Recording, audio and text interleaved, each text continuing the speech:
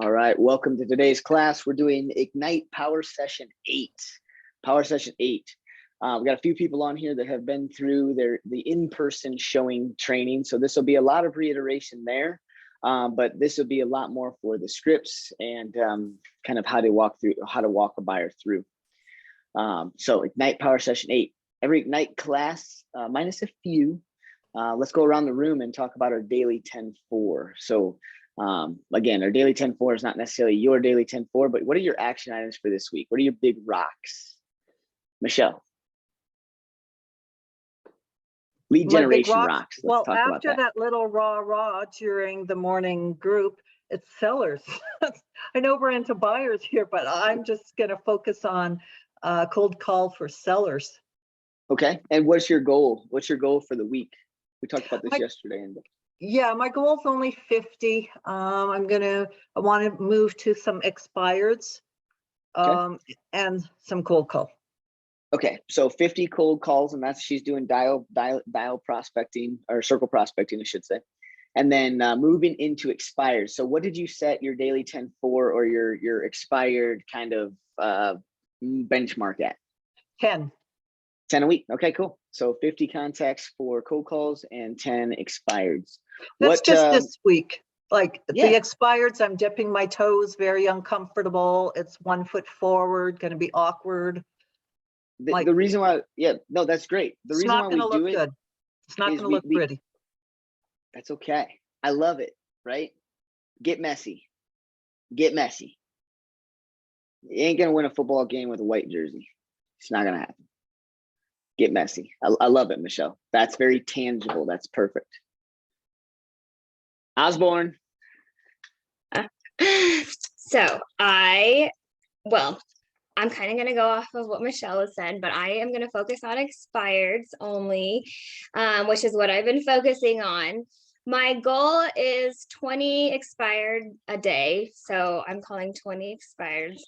And for a week, I'm trying to get like 80 expireds with maybe 2 appointments a week. Right. So the next time you guys are on scripts, I want somebody to volunteer, and I want to, we can work on expired scripts with you guys, because they're slightly different. I'll volunteer because next time, and I promise I'm going to try and be on there tomorrow. No, I'm always, a little behind, but I would love to practice an expired, because those are what I focus on. And I want to focus on sellers and listings. And I feel like out of the 20 I called yesterday, I had 2 people answer, and one I got 2 leads off of. It's him and his renters on the bottom level. So we're kind of just waiting a little bit. It's hard when they want to work with their old agent that expired their listing, and I'm trying to convince them to, you need a fresh set of eyes, or a different approach or whatever. So good. Yeah, I would love to go over that. That's the number one objection to expireds. Mm-hmm. Think about it. They already listed with somebody else, and they had a relationship in order to put that sign in the yard. Mm-hmm. There's a commitment level there. There was somebody signed a contract. Right? Yeah. Good. We can work on that. I'm sorry. I just want to add on one last thing. So he said he would give that last agent, he'll sign 6 months. And if they don't sell, then he was going to call me. And I was like, okay, well, didn't sell last time. So I'll be waiting for your call. What's important to you about 6 months? I'm saying. Oh, for the seller? That's what your question back to them is. He wants to give them a chance to try again. I get that. But a chance is also 3 months. Don't you agree? Right. I totally agree. I like 3 months better than 6 months anyway. So you should need 1 month, 30 days. Hang tight. Sorry. I'm saying when you call expires and they say, I want to trust my other agent, I want to do it again. And you're going to say, well, great. How long should you test it? Because once you sign another listing agreement with them, I can't step on toes and give you a call to check in on you. So how do I know that you're going to call me back? How do I know that you're going to save my information? Puts thoughts in their mind. And then you say, well, tell me what kind of time frame are you going to give them? And they say 6 months. And you say, Well, what's important to you about what's important to you about 6 months? Well, I feel like, 6 months, if it doesn't sell within that time, then he's probably not the right agent. Well, help me understand, Mr. and Mrs. Potential Seller. Mhm.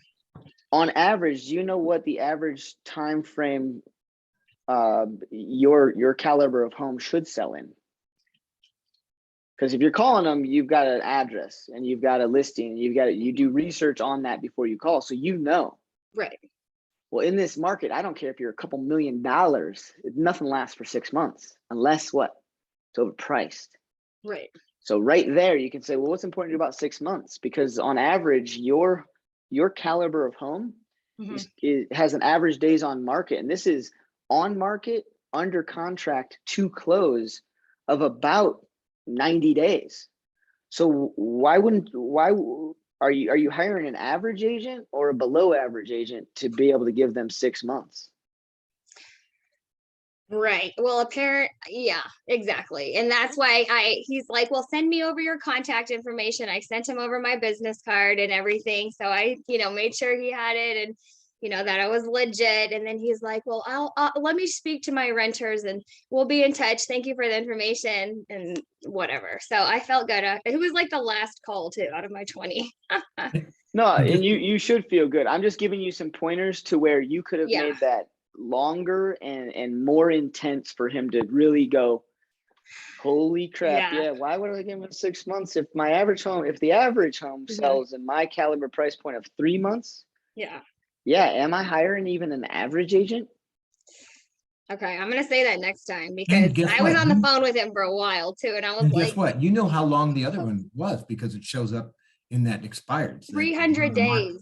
Okay, so he's already had it for quite a while. So let me ask you, Mr. Seller, why do you think the home didn't sell the first time? Because as we just mentioned, the average home sells in less than 90 days. Why do you think it went that long? And you start going down that road too. So you make him think, wow, I wonder why it didn't sell that. And then you get to what Bruce talked about with that average, right?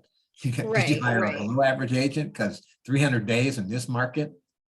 If it didn't sell the first time, what's the new game plan? Yeah. Right. The new approach. Well, yeah. Well, what do you mean? He just told me it was, it was the market. Once, the market is kind of going to come up to, meet my price. Say, does he know exactly what the market's going to do? Because I don't know about you, Mr. and Mrs. Potential Seller, but none of us have a crystal ball to see what this market's going to do. You see, doing the same things over and over again is unfortunately what Einstein said was the definition of insanity. Yeah, you're right. I'm going to hit expireds. No, I punch expireds right in the jaw. Yeah. They're the ones who can take it. They literally are the ones who can take it because they literally signed an agreement with another agent that couldn't sell their home in the hottest market alive. Yeah. I'm going to make them feel so bad about even thinking about going with that other agent. Okay. I'm glad you told me that because I will tell him that, cool. I'm going to keep calling them. So thank you, Bruce. You're welcome. Carson, action items for the week. For my week, just consistency with my circle prospecting is what I'm doing. So 75 contacts, at least 5 leads up to 2 appointments on there is what my average is. I forgot to ask everybody, Michelle, anything under contract or maybe a 10 on your pipeline? I definitely have about 3 buyers that are a 10 on my pipeline, nothing under contract. Casey? Yes, I just actually got a buyer under or signed yesterday, I should say.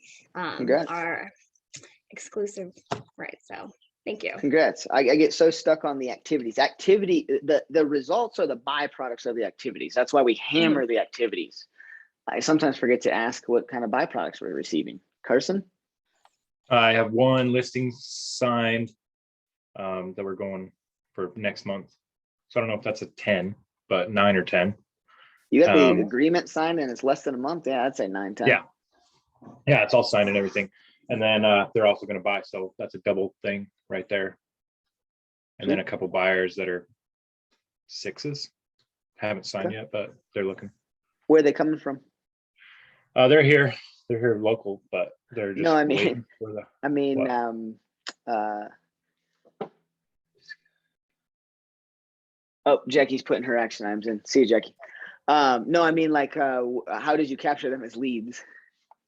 Oh, these were ones from clear back last summer when I first started. I was doing the Facebook stuff that I've just kept in contact with. So yeah, they were like 8 months old leads. Yeah. Good. Chad? Bruce, Hey, brother. I'm following up with my leads. I've been making between 10 and 12 calls just on follow-ups from my lead generation that I got going on through Craigslist and Facebook a day. Okay. I've got 2 signed buyers. I got another one in the works, and I just lost I almost converted a FISBO to a listing, but he wound up getting it sold before we could convert. So the FISBO packs are getting ready to start going out.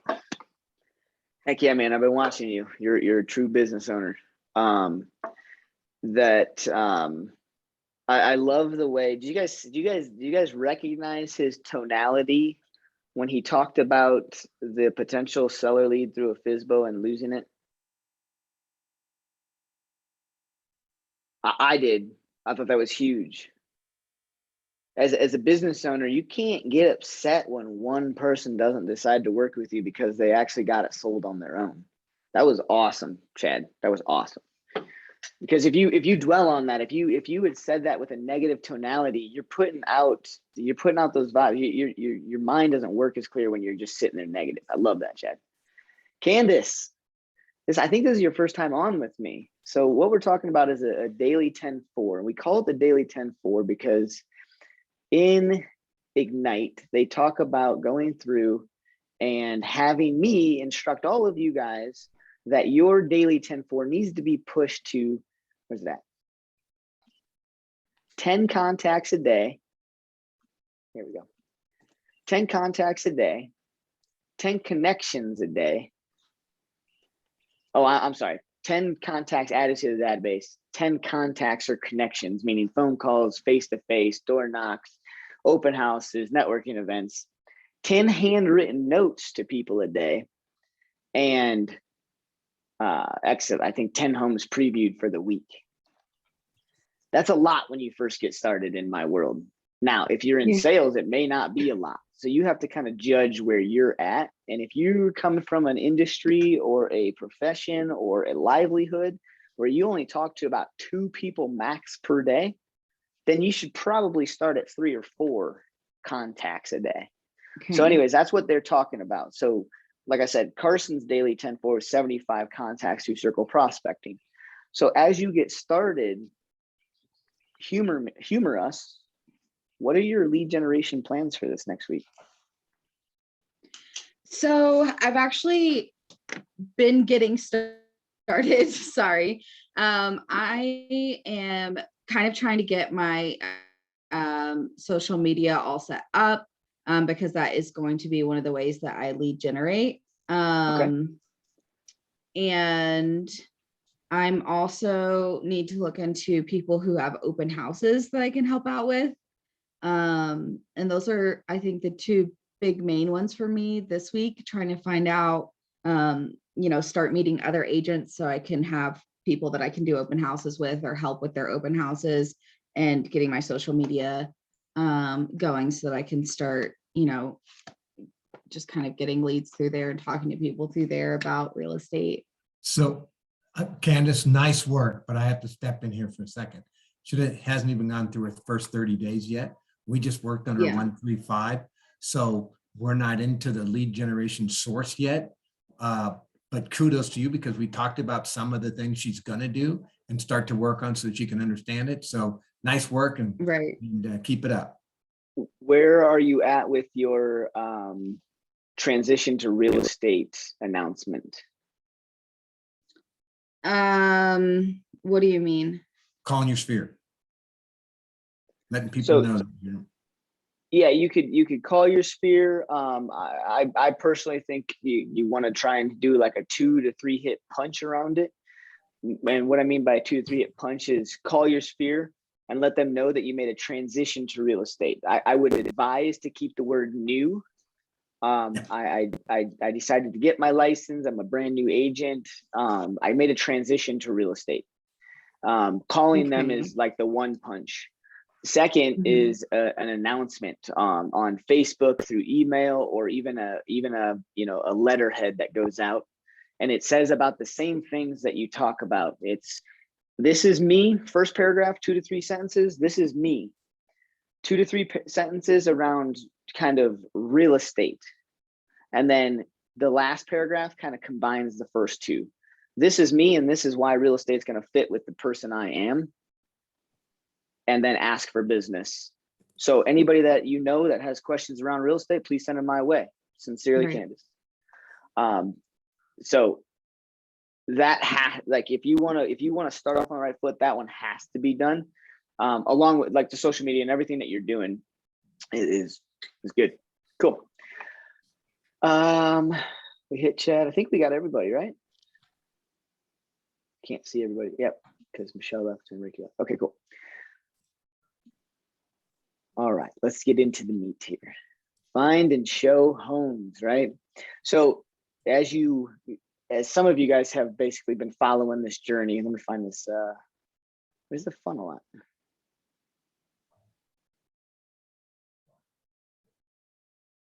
I don't know. Well, as you guys have been following this Ignite journey, we went from kind of starting your business, getting your head wrapped around what real estate is, with our first session. The second session was kind of that foundational build. We start talking about what is a database and what does that mean? Database versus sphere of influence versus lead versus contact versus all of that stuff, right? Trying to get a feel for how to start building that business. And then the next section was how to start lead generating through your database or adding to your database. And then sections 4, 5, 6 have basically all been sellers related. Session 7 last week was how to win with a buyer. And today we're going to talk about basically getting that buyer from that place of going from a database entry to a lead to an appointment to now being ready to go basically find and show homes. All right. So as we talk about buyers and showing homes, we got to set an expectation with our buyers. All right. So qualifying properties. This guy talks a lot about the MLS, talks about those things. Like I said, when I teach Ignite, I want to give you guys real world things. In your buyer's consultation, when you start talking about finding and showing homes, you need that person to understand that we as agents no longer do the job that they think is in their head. What do I mean by that, Harry? What does every buyer think that we are here for? To find their home. Right. Were you talking to me? Well, sorry. No, I was, but then I realized you're jumping off here in a couple of minutes. A buyer just from past history, because when my parents went and found homes, an agent found homes for them. Now, this is the weird part. Statistically speaking, my mind says upper 60s, 67%, upper 60% says that the buyers that close on a home, when they do a survey, they'll put down on the survey that they found the home that they bought, not the agent. But the key is that when a buyer comes into your buyer's consultation, they don't know that yet. They think that you are there to find the home. In the world of technology these days, 67% of all buyers are finding their own home. So we gotta start hitting that nail on the head with a buyer to let them know the majority of time, Mr. and Mrs. Buyer, you're going to be the one to find a home that you buy. You see, my job over time has transitioned. You see, I used to spend all of my time finding homes for you when our contract was one page. Now the internet allows you to find your home. And now I have to practice more law, meaning our contracts went from 1 page to 18 pages.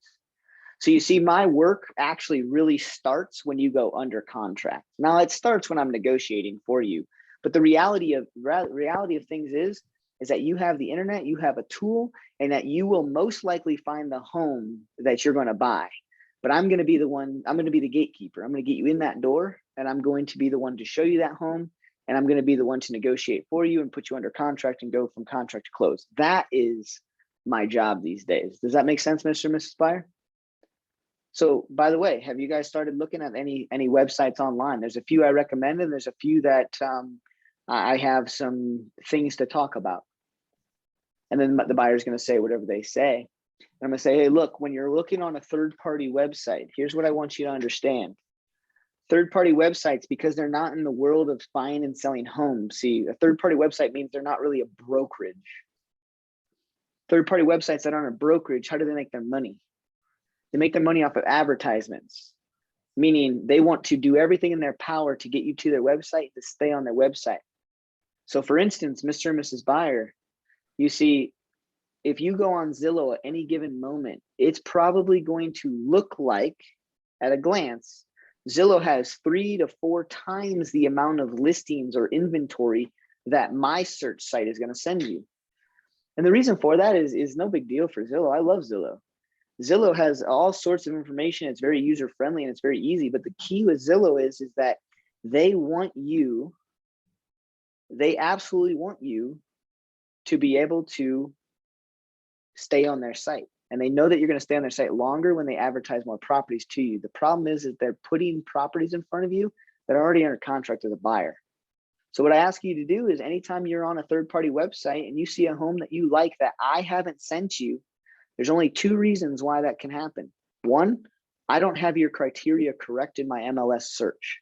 So if you send me that address and I look it up in my system and it's active, I'm going to change your criteria to then pull that type of property in. Or 2, the only other reason why you're going to see something on a third-party website that's not on mine is because that third-party website either is advertising a home that's already under contract or it's a for sale by owner. So either one, I want you to send me that address. I'll look it up to see if we can go see that. If it's a for sale by owner, we'll go see that all day.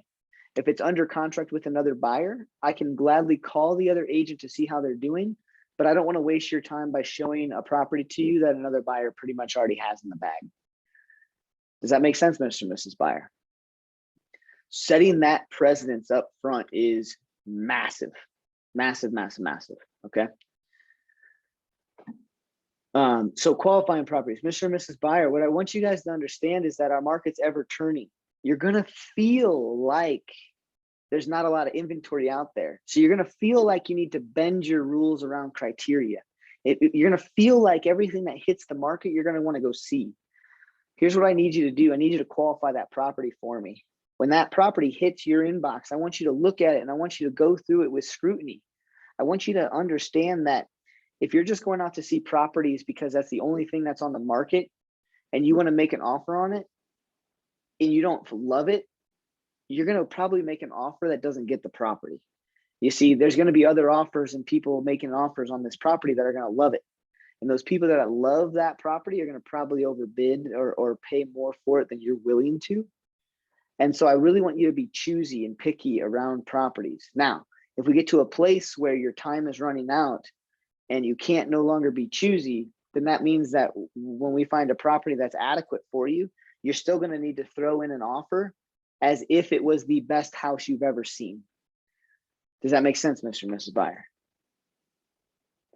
All right, so that's how I can get a buyer to kind of qualify a house. Now, let's talk about qualifications on our side, okay? Qualifications on our side. We're gonna get into like what happens when I show a house, what happens when I actually am there in the conversation that I'm having. But the way that I qualify a house for someone is when I've gone out and I've shown a couple properties to them and they tell me exactly why they didn't want to make an offer, the next batch of homes that they sell, that they say they want to go see, I'm looking for those reasons in those homes. So let me give you an example. I take Casey Osborne out. We're going to see some houses, And the one house she really, really likes, but she says, Bruce, I just can't make an offer on this property because the kitchen is too small. Well, while I'm at the house, or maybe on the info sheet, it says that the kitchen's 10 by 10. And then Casey wants to, so she didn't make any offers. We went out and see 3 houses. And then Casey wants to go out the next evening or the next weekend day, whatever you want to make up. And she wants to see 3 more homes. Well, a novice agent or an agent who's not running their business effectively is saying, yeah, no problem. I'll set them up and let's go. And then they're going to go and they're going to go set them up for a time, and then they're going to go.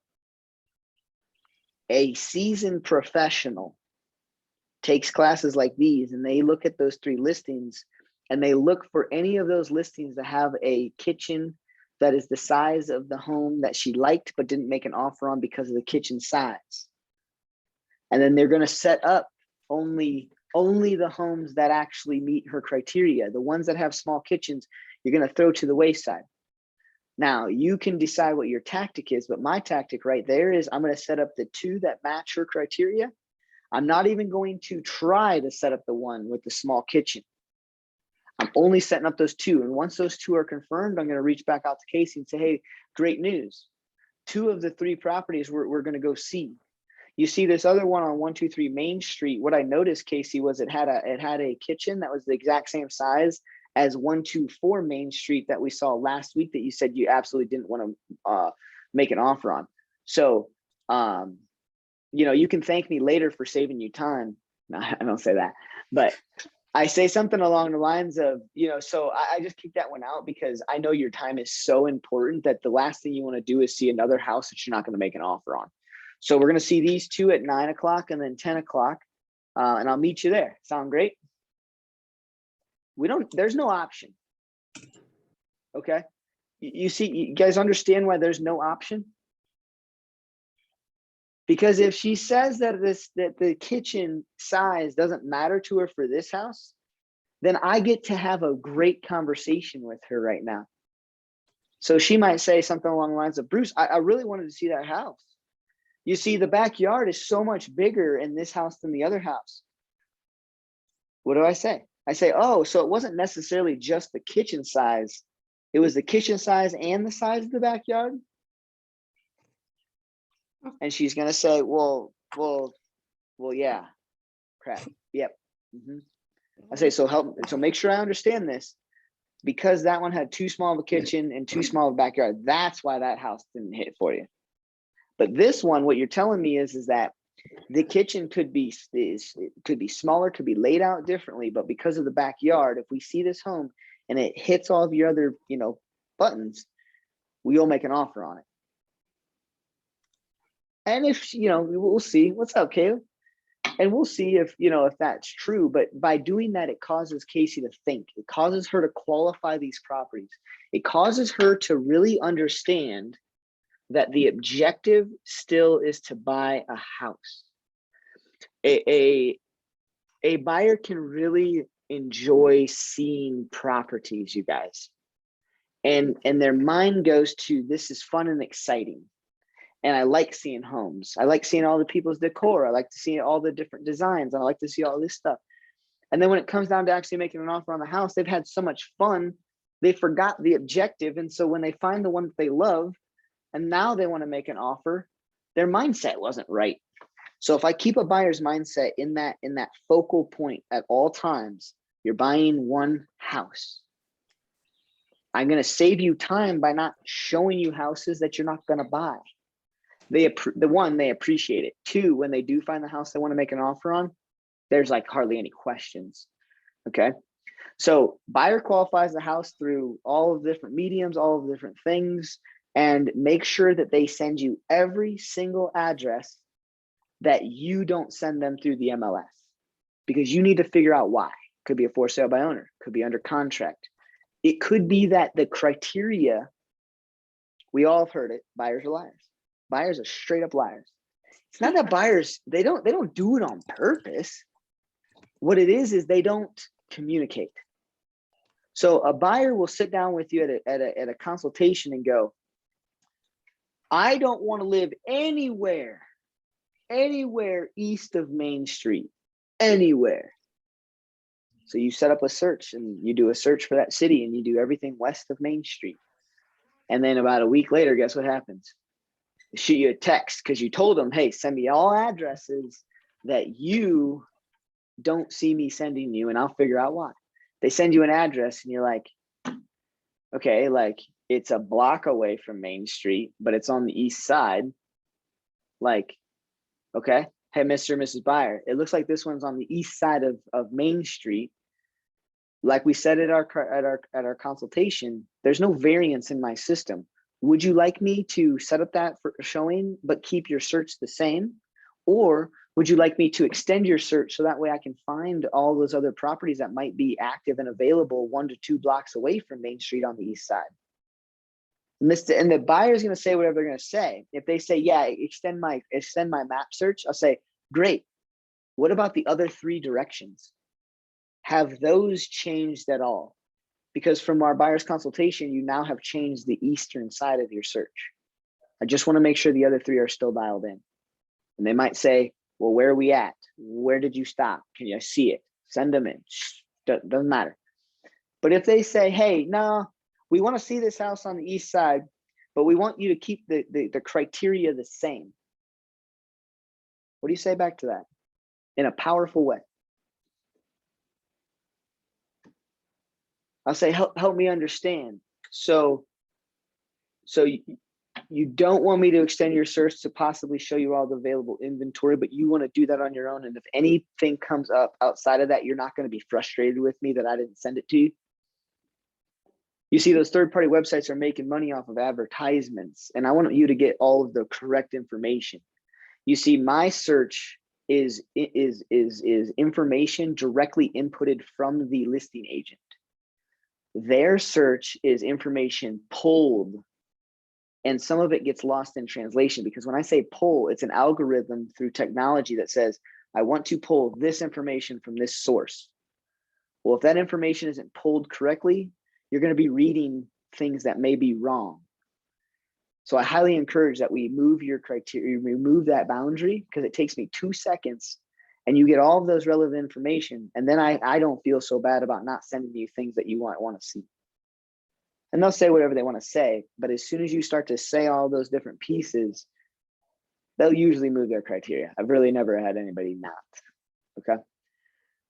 But it's very important to be that professional to recognize that because one side changed the east to the west, that there's 3 other directional points that you need to ask if they've changed as well. That's why I show 5 to 7 homes on average, you guys. Buyers almost always tell me I ask too many questions. But the reality is once a buyer closes, they sing my praises. So it wasn't ever too many questions. What it was is it's not too many. It's they didn't ask themselves the questions that I know how to ask. And in the moment, they're frustrated because all you're doing is bombarding them with questions. But in the reality of things, they appreciate that you were so attentive to their needs. Okay, so never be afraid of going so many questions deep to the point where you go, okay, Mr. and Mrs. Buyer, I can sense that you're getting a little frustrated with me, but just to drive this home, whatever the question is, right? Qualifying. It's huge, massive. Before we go into this, let me grab some water. My voice is starting to crack.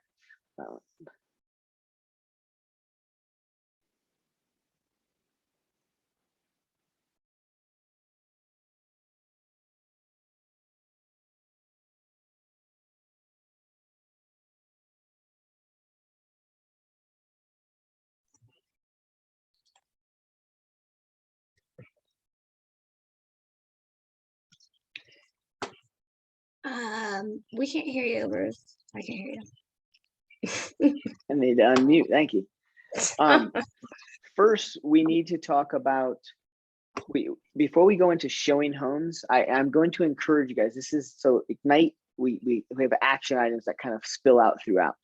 Over this next week, I really want you guys to think about some of these things that I'm about to say that my business does And I want you guys to figure out the expectations for showing homes. I'm going to give you guys a lot of examples right now, but I want you guys to create your own system and then understand that you can tweak it over time. Okay. So what you do today, you can tweak to your favor. So let me take you on my journey around showing homes.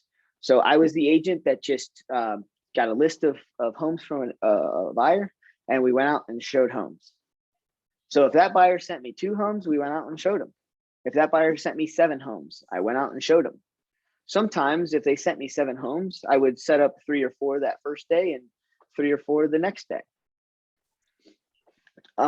Just because of time or because of constraints or whatever that case is. And what I realized was I started off on a wrong foot. I started off allowing the buyer to really be in so much control around showing homes that I was showing so many homes.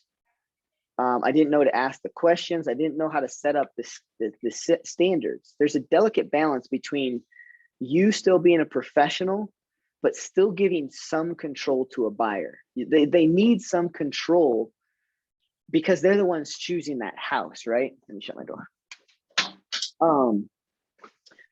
So before I go out and show homes, I went through this pattern of showing everything. And then, and I'm talking you guys, I was showing everything before I got an exclusive right to buy signed, or if I got an exclusive right to buy signed. Then I realized that an exclusive right to buy creates a psychological earnest. When you get them to sign an exclusive right to buy with you, they don't enter their information anymore on third-party websites to get information through listings. It's wild how that works. They look at you as that professional when you can get that signed. Now, there are some times where you will not be able to get that signed. And because a buyer may be working with another agent who didn't require it, so why should you? It's kind of their mindset. So with people like that, I'll say, I used to say this, well, I'll give you 1 showing for free. And then after 1 showing, you should really figure out and see exactly how I work. And then I'm gonna ask for a commitment from you, because we can't just keep interviewing throughout this process by the time you actually find your home. So I used, oh, somebody's got a question? Oh, sorry. I just said, Oh, okay. So I used to do that. I'm going to show you 1 home. Well, what I realized by 1 home was it's really, they don't actually see your entire worth, because some homes just, there's not much for you to do or say. Everything is self-explanatory. Everything is updated. Everything looks groomed and manicured. There's nothing really to point out. There's really nothing for you to show that complete worth, besides asking them why or why not they might want to buy that home. So I changed from 1 free home to, look, I'll give you 1 day of showings for free, but we're not going to see more than 3 or 4. The reason why we're not going to see more than 3 or 4 is because your first day out, you're going to be in what I call the discovery phase, Mr. and Mrs. Buyer. 1, the first home you go into, it feels a little weird. I'll be honest, as an agent, the first time I showed a property, felt a little weird to be in somebody else's private home, with or without furniture. So your first couple, you're going to kind of get the understanding that we're going to see people's personal possessions. You need to see the house for what the house is, the walls, the carpet, the floor, and the ceiling, not the people's personal belongings. The other thing is that on paper or in our mind, your criteria very well may fit up here, but when we find the perfect home for you that matches your criteria, you may change your mind around a few things. So why don't we do this, Mr. and Miss Buyer? Why don't we go out 1 day free of charge, meaning you don't have to sign anything, because I want to show you what I do to help people get into homes. I also want to help you self-discover. And then I also want you to kind of understand and get like kind of the rhythm down around, I have to, open up the door. I have to find the lockbox. I have to look for different things. If there's any safety hazards, I got to kind of pull you away from them. All of those different things we're going to kind of help each other with through our first day. But after that, we're going to need that commitment. Mr. and Mrs. Buyer, the other reason why I only show 3 to 4 homes your first day is not necessarily always about, the change of criteria, this and that. What it is if I show you more than 4 homes, you're going to start to jumble them up in your head. This master that you love on the first home, you're going to maybe think it was the third home that we actually shown or that we saw. So showing too many homes is very similar to having too many choices of where to go out to eat. If you and your spouse, and I use this example a lot, you guys, if you and your spouse were looking for a place to go eat and your spouse gave you 5 different options, are you the type of person to make a decision off of those 5 quickly? Or would too many choices be too many choices? You would cause you some anxiety versus if your spouse gave you 2 options. It was either Mexican food or Chinese food. You could probably make a decision a little quicker, correct? So by going out and seeing 3 to 4 homes max per day, it's very similar to a buyer's choice. You see, you're going to be able to effectively look at 3 to 4 homes versus effectively looking at 7 because they just start to get jumbled. Does that make sense? And it makes sense to most buyers. Some buyers will still push a little bit. So before I go show homes, I set those expectations. We're only selling 3 to 4 homes max per day. I don't care if you want to see 30 homes, we're only seeing 3 to 4 max per day. And here's what else that does for you guys. One, it is very true. Those buyers seeing more homes in one day can really convolute the mind. But more than anything, you guys, a buyer doesn't like to sit there and go out all the time. They start to get a little daunted by it too. Just like us. When I get a buyer that wants to see 30, 40 homes, and they're making offers, right? 5 to 7 homes, they make an offer. So we're 30 to 40 homes in. It's tiresome, you guys. Make them feel that tiresome too, because they're only buying one house. So I set that precedence before we go show homes. And you guys have to too. You guys got to figure out what the line in the sand is for you guys. Make sense?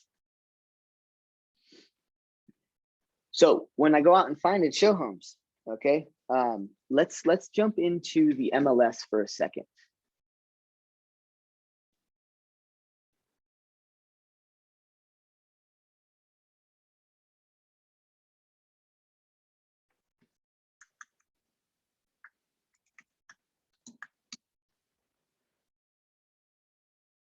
Change my password. All right. So when we have a buyer search set up, we're just going to do a basic one here for examples.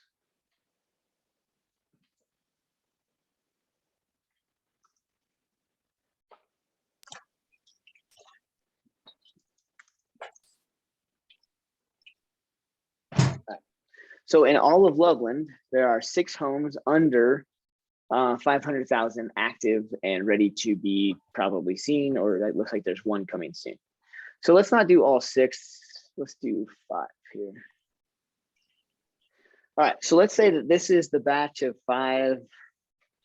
Let me eliminate the coming soon. So this is the batch of 4 that the buyer said they want you to go out and see for the first day.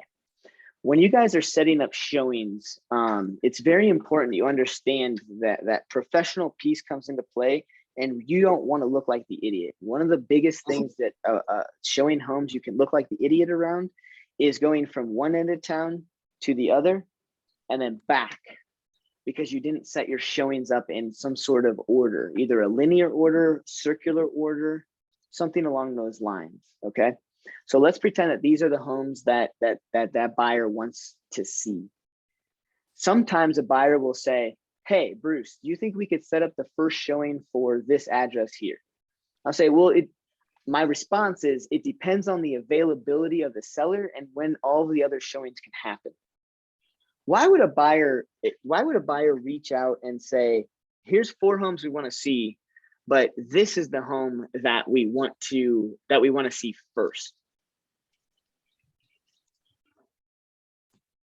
I mean, I would ask like why they specifically would want to see that one first and say, okay, you know, that's fine, but let me show you our map where we're going to be going.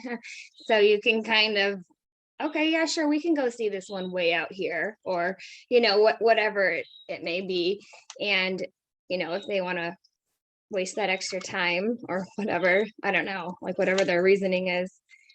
Sorry, let me rephrase the question. That's what you would do, but Mhm. take yourself and put it in a buyer's shoes. Why would they pick out one of those four and say, Bruce or Casey, this is what we want to see first? It might be their favorite one. Exactly. And what does that favorite one do to their psyche?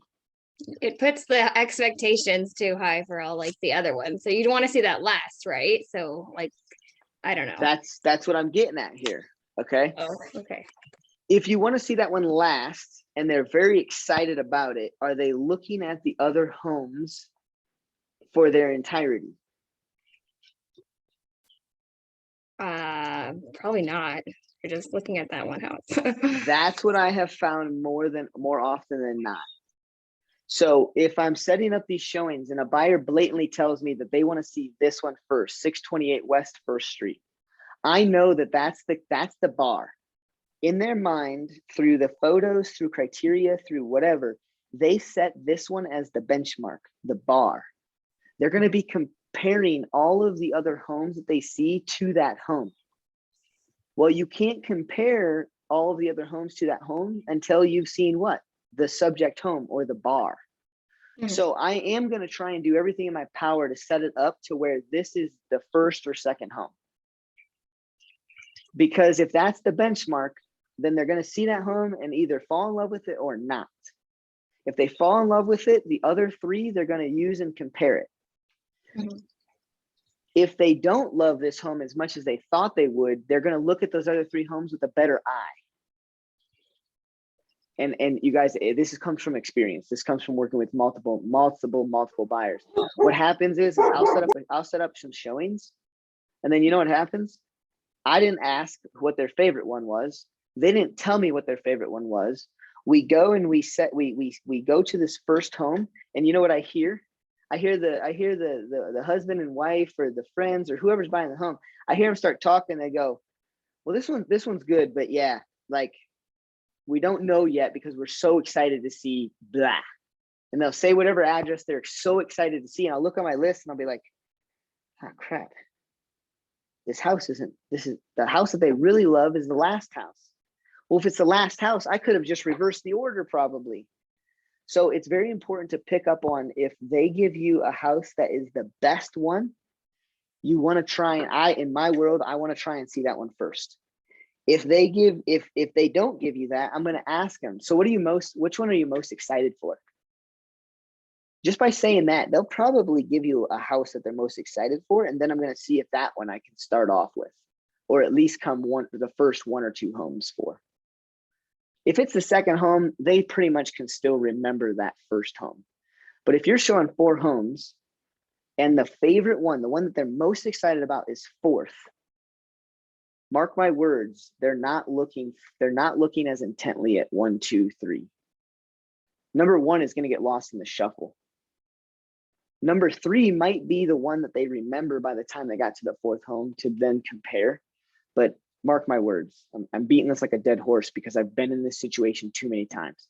You guys, you'll throw your hands up in the air and you'll be like, God, I'm wasting my time. They're just so excited to see this other home. They're not even looking at these homes. And I'm spending my entire Saturday doing this. And the chances of them going to that fourth home that they said they loved online, I'll mark my words too. I know this from experience. It usually isn't the home. It's so wild how that works.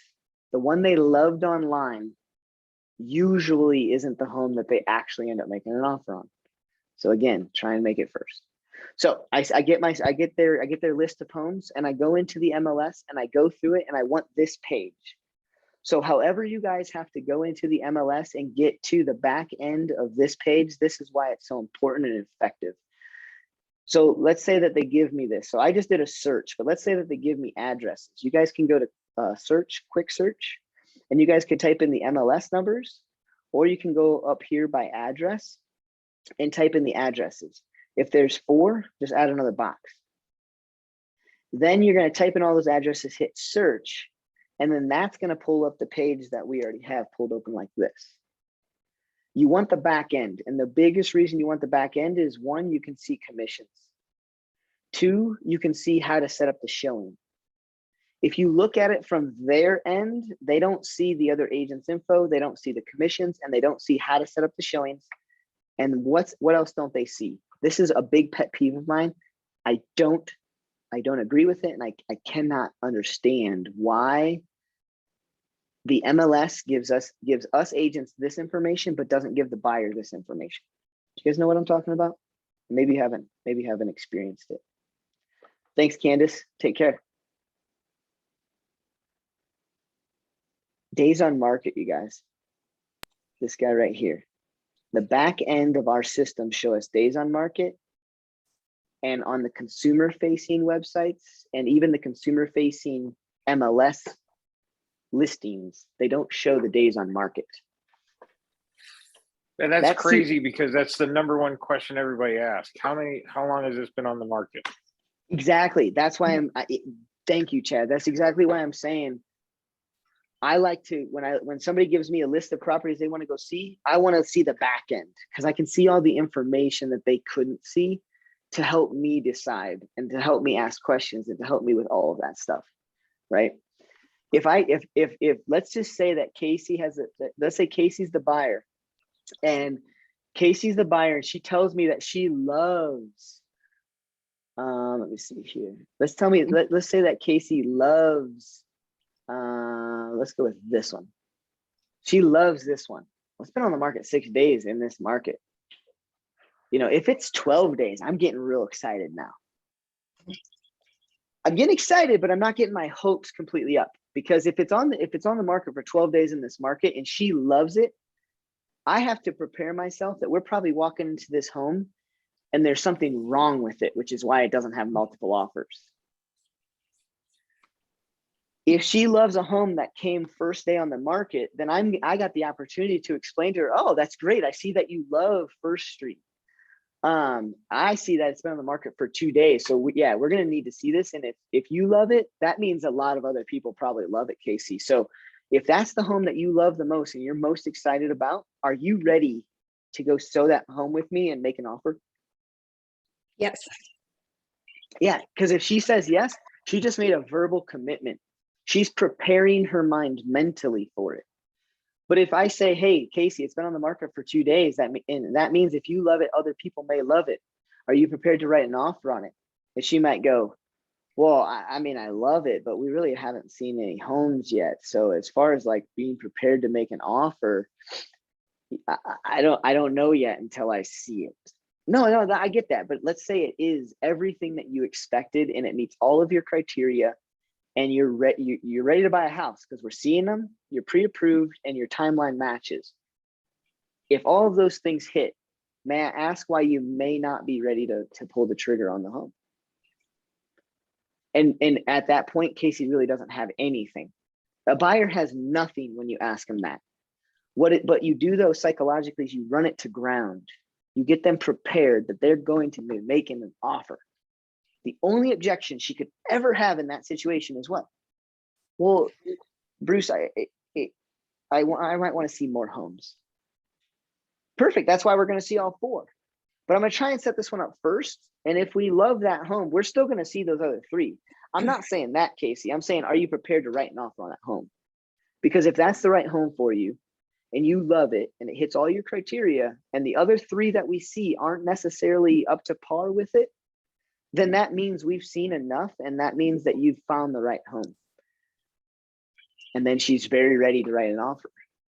So you see, guys, we're not even inside the house yet, and I've got her ready to write an offer. Psychologically speaking, she could change her mind when she gets there, but I'm in a good place right now. Yeah. Okay, so now I got all these 4. You go ahead and make sure you guys click on all of the ones that you want to see over here. And then what I want you to do, what I do, my next step is I hit print. I print a 1-page and I do the agent version. Again, shows days on market. It shows the commission rates. It shows the agent's information. So if you guys see it right here, legal description, client version, no days on market. Can you make that a little bigger? I'm so sorry. Yeah. I'm blind. Maybe. Can you do control plus? Yeah, there you go. All right. So underneath this legal description, okay, we got client version, no days on market. Agent version, days on market. So for me, I only ever print for myself the agent version. If I'm the agent that prints off flyers for my clients, I'll probably print off the client version, because the last thing I want them to do is have all of the agent's information just sitting there. Yeah. Okay. Now, let's talk about that for just a brief second too.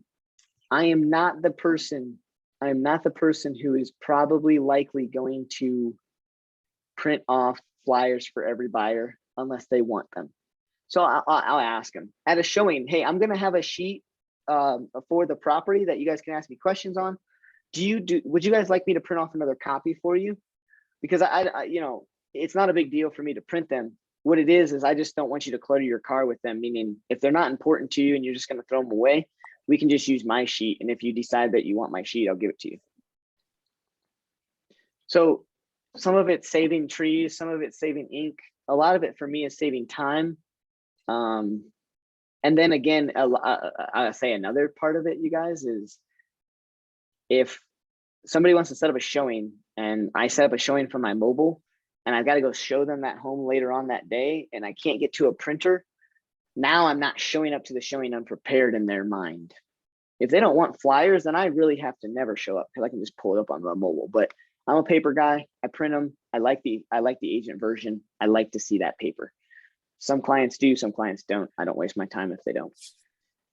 Bruce, you know what I do? What I've been doing is whenever I print out the MLS, I print my golden letter on the back, which has got my contact information, and I make sure they give it to them. Ah, see, that's value. I print that all day. I love that, Chad. Thanks for sharing that with our video. So right there, I print it. That's what I do first. So then I've got this stack of papers in my hand. Okay, visually see that. Then I go up here and I go to maps. Now this map is going to show me all of them. This is one of the better examples I've ever recorded. So this is in linear order, you guys. This is in linear order, and this is a perfect example of kind of that conundrum. You see, the first house they want to see is this guy, and that's the best home. That's what they want to see. So now I have to make the decision. Does it make sense to see this one first, then maybe this one, and then end with these two? Or do I just show this one first, really make sure that when I'm at this home, I have to open their mind to, look, I know that your favorite is coming up, it's next, but I want you guys to look at this home as if the favorite is not something you wanted. So we're gonna go see that one, and I want you to envision that you've already seen it and that you don't like it. So I want you to see Derby Hill in a full light, Mr. and Mrs. Buyer. For me, I know too much about the area. This is not that big of a drive difference for me, meaning to get from here to here is about 5 minutes. So I'm more than likely in this scenario, and I don't do this every time. There are some times that the favorite home has to be second because of drive time. I'm most likely going to set this one up first. I'm going to take this road down around, and I'm going to see this one. So that way my buyers psychologically don't think that I'm completely backtracking. I'm probably going to go ahead and get out of this neighborhood through here. And then I'm going to take this route all the way up to see the next two. So if I have to backtrack, I'm probably going to hopefully find a way that I don't have to backtrack through the same exact streets. Again, it's wild to me, you guys, when you bounce back and forth, your buyers are in the car behind you going, why aren't we just seeing these in order? So do yourself a favor, print out a map. You have a stack of papers, and now I have 4 papers in front of me. The first paper I'm going to put in front is going to be Derby Hill. The second paper is going to be First Street. The third paper is going to be Greenland, and the fourth paper is going to be Benfold. That's if I can go in that order. But since we have their perfect world, that home that they want to see, I'm going to go ahead and put First Street first, then Derby Hill, then Greenland, then Benfold. Okay. Now, how much time am I going to give? So Jack, you just entered, sorry. Chad, I'm going to go see First Street first, and I want to see that Saturday at 9 a.m. What time do I set up the showing for Derby Hill?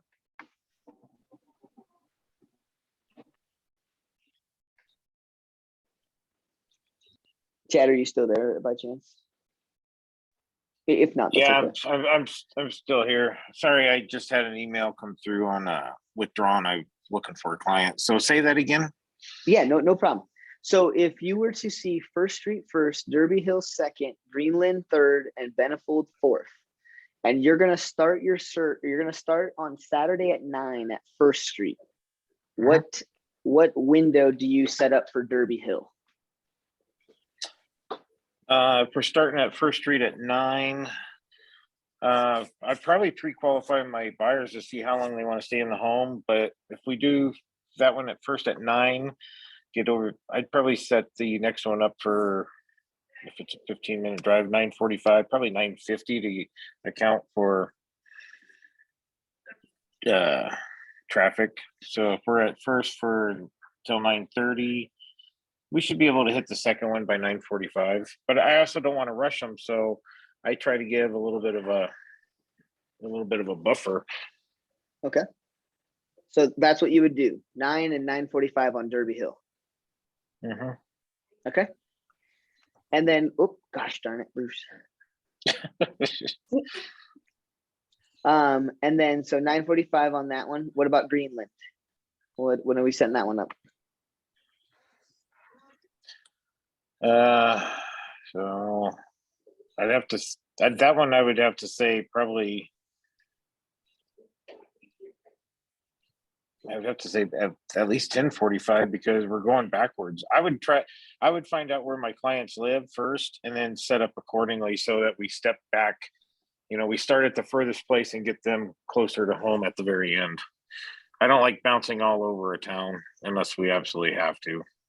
Exactly. And maybe you missed that part.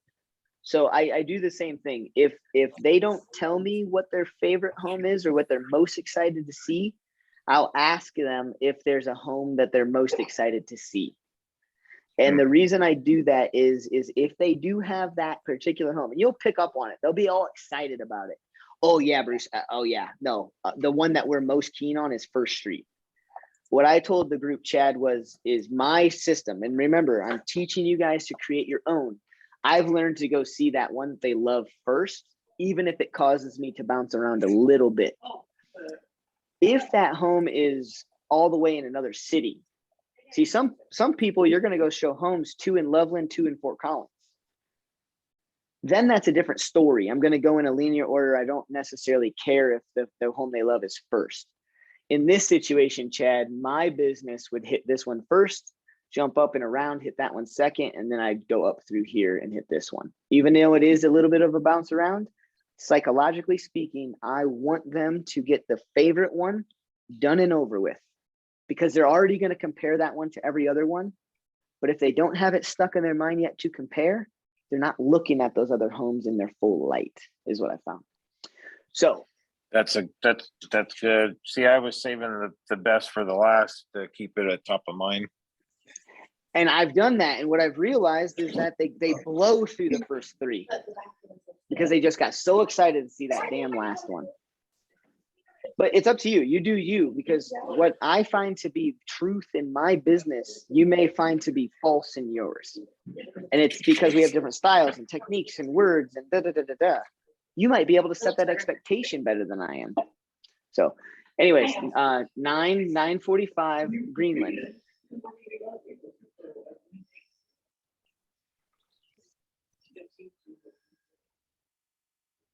Question for you, Chad. Oh, 9 to 9. So Okay, well, we bounced down, we're at 10:45, or, hold on, let me get my bearings. Yeah, Greenland would be about 10:45, because I don't know how traffic is from first to, or not first, but we started at first, went down to Derby Hill, now we're going bouncing back.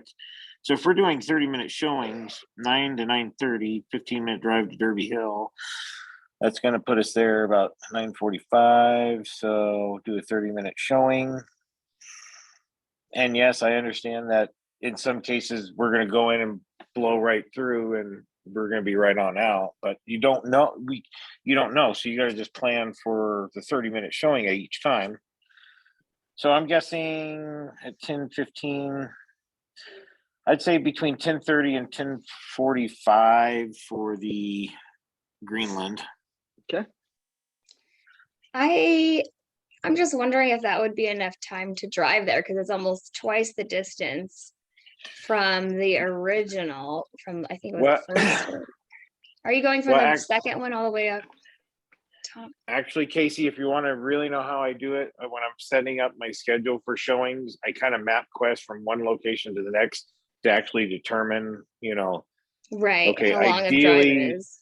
yeah, a 7-minute drive, I bump that up to 15 minutes Mhm. just for counting on traffic or some stupid accident or something like that. And then from that one, if it's like a 25-minute drive, I bump it up to 30.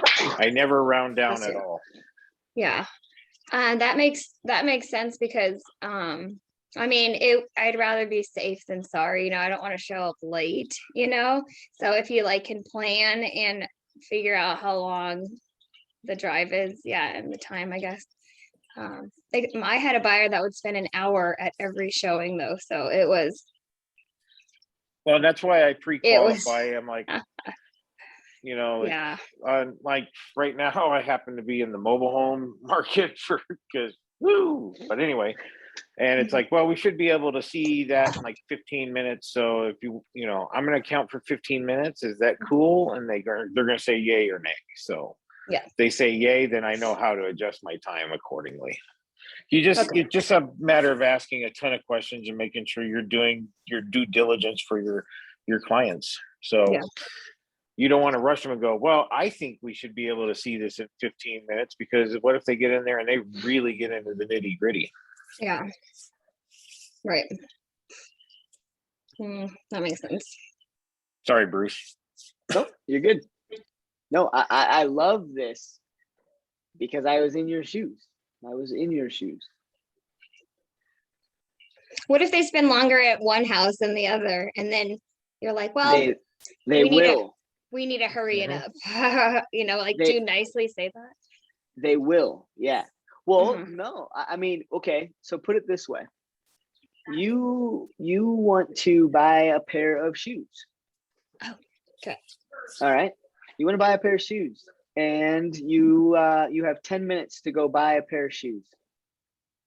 You want to, you don't need to. You have 10 minutes. Are you going to buy it?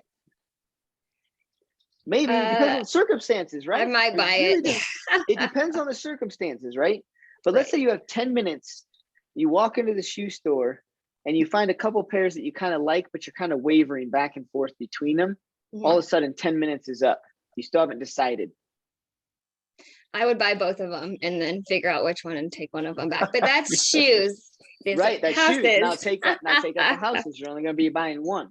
Right. Is that person probably going to make the decision, or are they going to say, ooh, I might need to come back? Yeah, they might want to come back. They most likely will. So I never, ever, ever push a buyer to get the hell out of a home unless it's not the home for them. Yeah. Okay.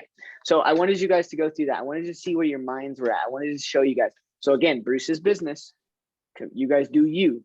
The first thing that I did when I started was I started map questing. I want to know how long it gets from there to there. Now, because I've done MapQuest and because I've shown so many friggin' properties, I can tell you that going from like Centera area all the way over here to the winery takes about 10, 15 minutes. Without traffic. Not even with traffic, 10, 15 minutes. Really? Mm-hmm. You're right. And That's because then, Bruce drives right over people, so. Yeah. I was like, people are in my way. I cannot get that. well, here's the thing. Here's the thing. What if it does take me 20 minutes?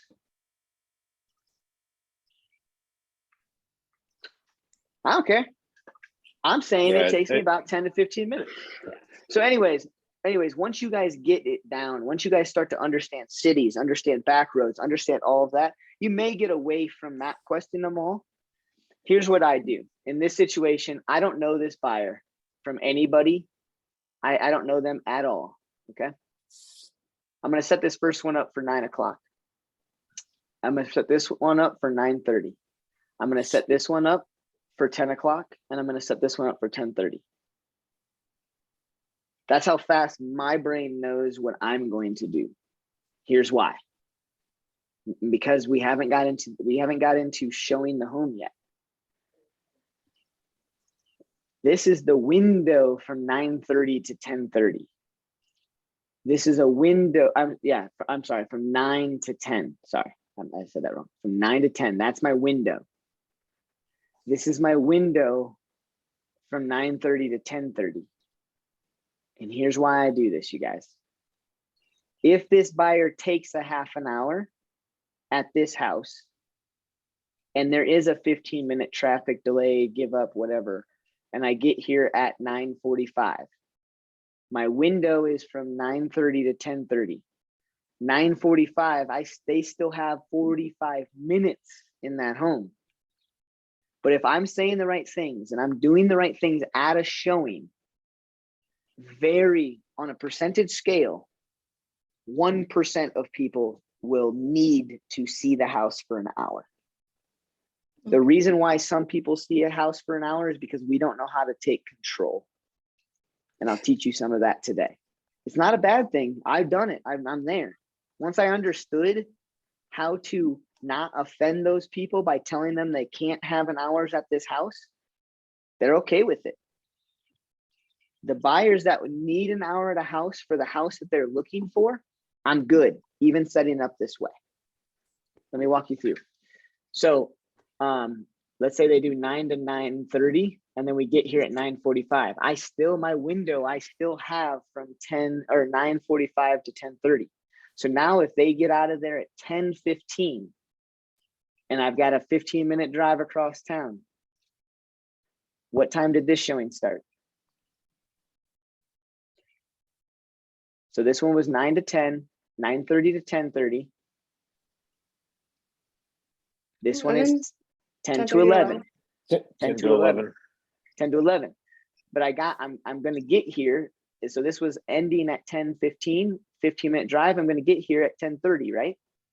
Mhm. I still have a half an hour at this house. Then this one is what?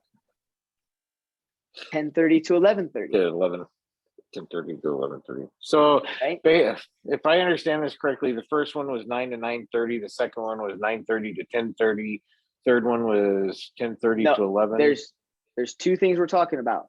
My showing window and the amount of time somebody's at the house. Mhm. So my showing Okay. windows, yeah, there you go, light bulb. So my showing window is 9 to 10. Because if that Okay. is the right house and they want to be that hour-long person, then they're going to sit there for an hour. But if that's the right house for them and they're going to sit there for an hour, I, as the professional, have to make sure that it's valid. And I'll teach you guys how to talk to them at the house. Okay. Yeah. So that's how I've learned to set mine up. So that way I can save myself time setting them up. The other thing that I've learned, you guys, let's say this last one, I have a window. We said 9 to 10, 9:30 to 10:30, 10 to 11. That would be 11:30 to 11:30 to noon is what I would do with that, or 11:30 to 12:30. So let's say that I get to this property. Let's say all of these are a little longer than normal, and I get to this property at 12:15, and I have 15 minutes left. But this buyer has been the buyer who has sat at all of these other homes for 45 minutes to an hour that caused me to only have 15 minutes left. And now it becomes 12:30 and they're still in this house. What happens? Still in the house. Yeah, we're still in the house. One, if the seller wants to sell the house and they come back because they think your showing is over, they're going to recognize your car's out front. They're going to recognize that the lockbox doesn't have a key in it. Or you shut the lockbox, your cars aren't parked right in front. They don't recognize it. Worst case scenario, they walk through the garage and you guys have an awkward moment. That's the worst case scenario.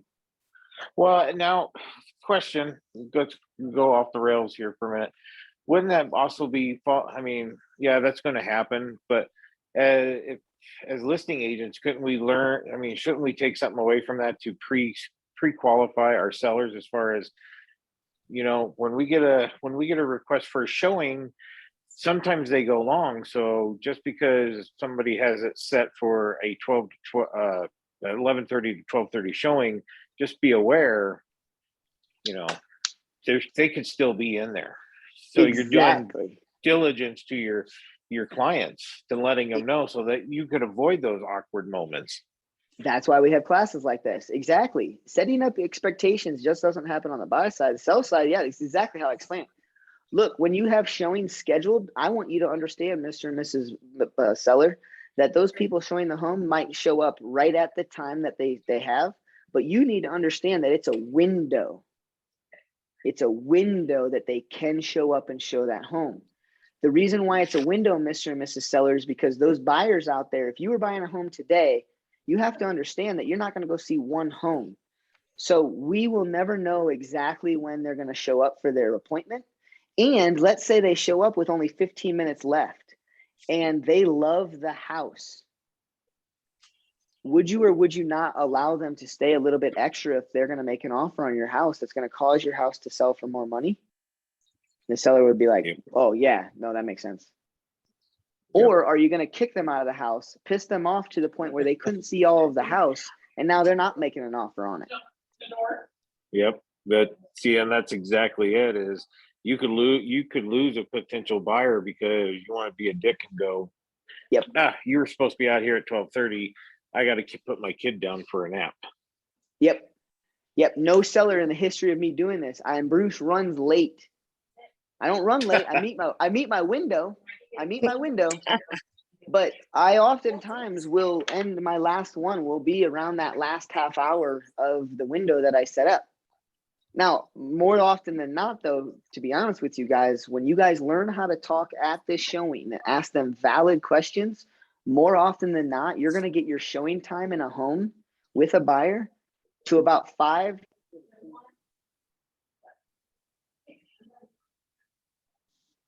I'm dying. Can you hear me now? Yep. Okay. So you're gonna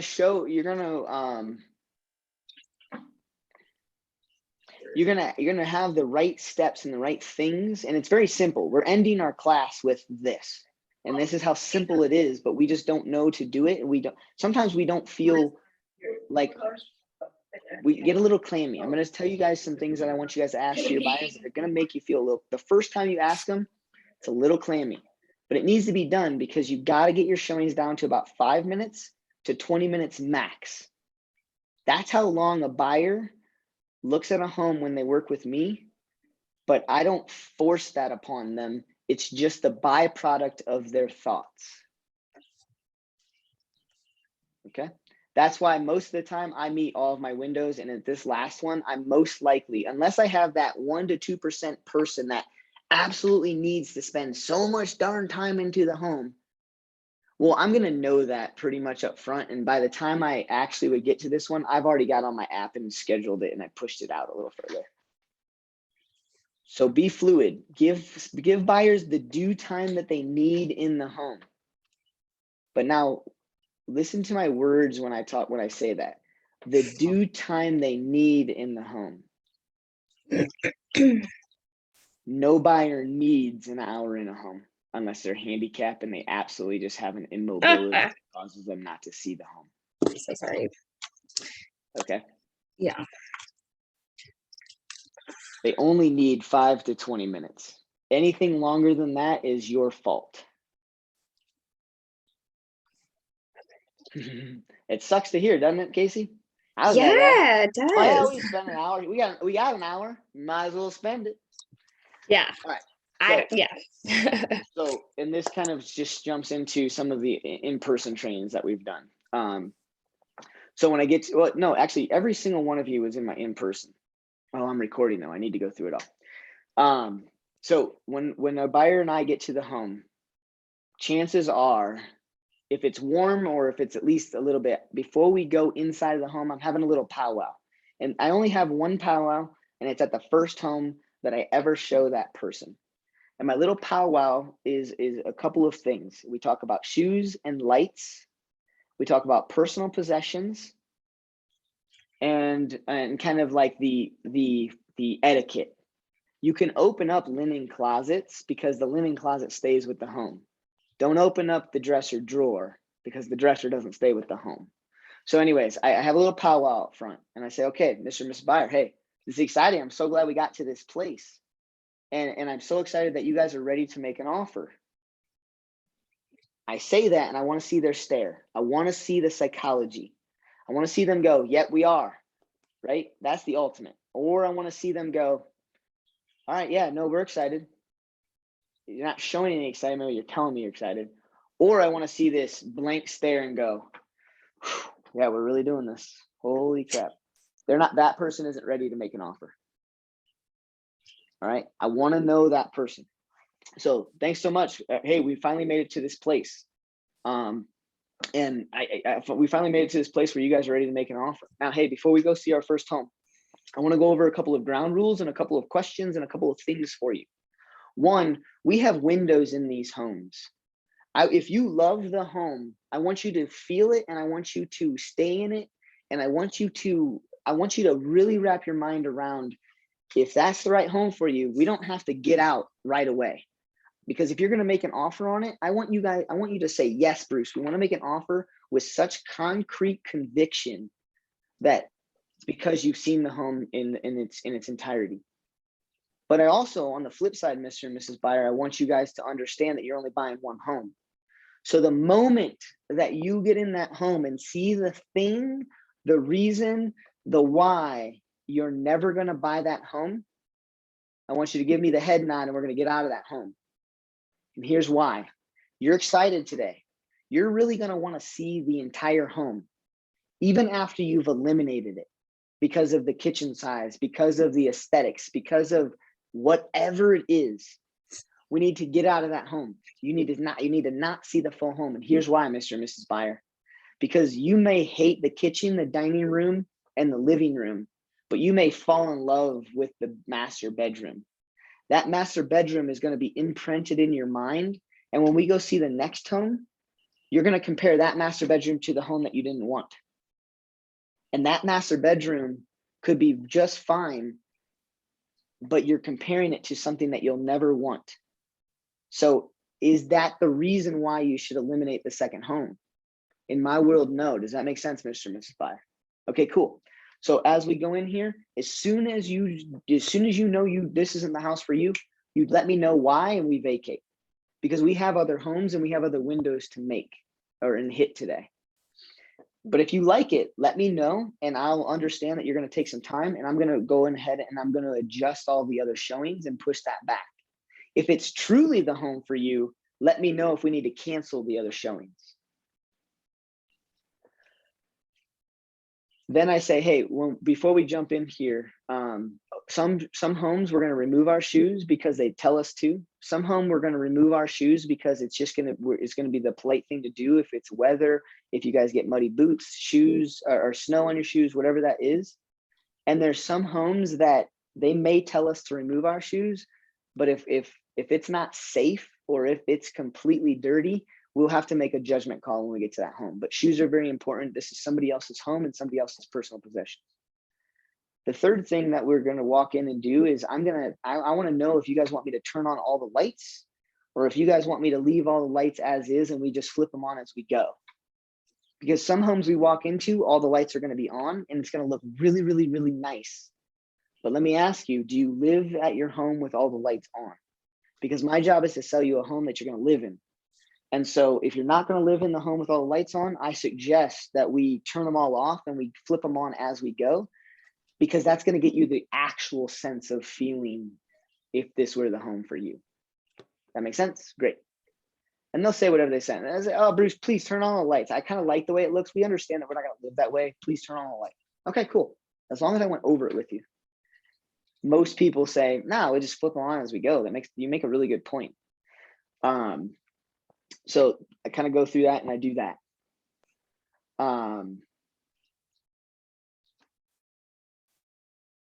That's about the only expectations I set, I think, before I walk in.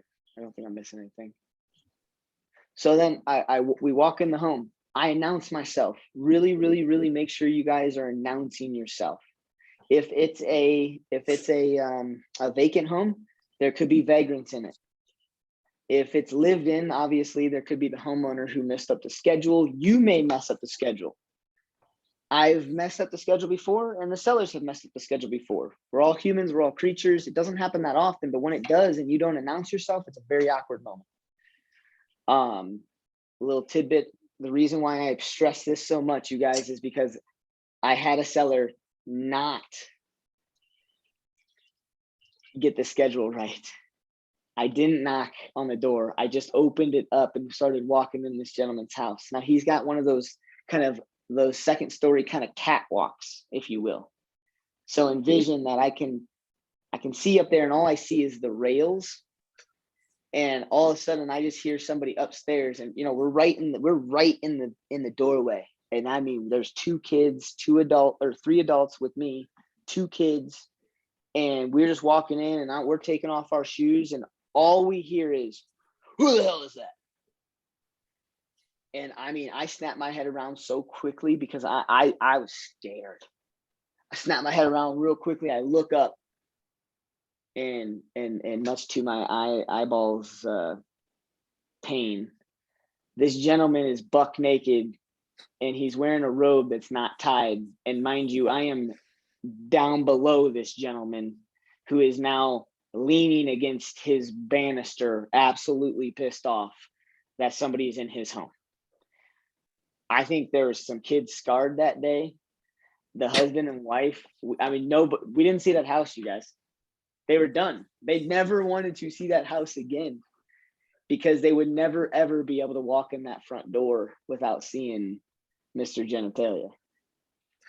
I'm scarred by your story. What's that? I'm scarred just by hearing your story. It's funny. I think it's funny. So anyways, announce yourself. I beat on the door 3 times after I've already unlocked it. So when I get up to the door, I'll knock on it maybe 3 times. And then once I unlock the door or get the key out of the lockbox, I'll beat on it kind of 3 times. Open up the door. Hello, agent, here for a showing. Pretty much what I say, something along those lines. It happens, you guys. I'll tell you, this only happened to me once, but verify the address when you guys come up to the property. There are homes out there that are for sale that don't have signs in their yard. So don't just go down a street looking for this sign because your GPS says it's coming up, because you'll pass it and then you'll look like an idiot to your buyers, because your buyers, they're not trained to just look for a sign. So they're actually looking at their GPS and going, this looks like the right house, and they're matching addresses, and you just blew by them. So be careful around that. Secondly, verify, even if it has a sign in the yard, verify it's the right one, because only one time I've done this, but I've been close to doing this a couple times. Some streets have multiple signs or multiple houses for sale.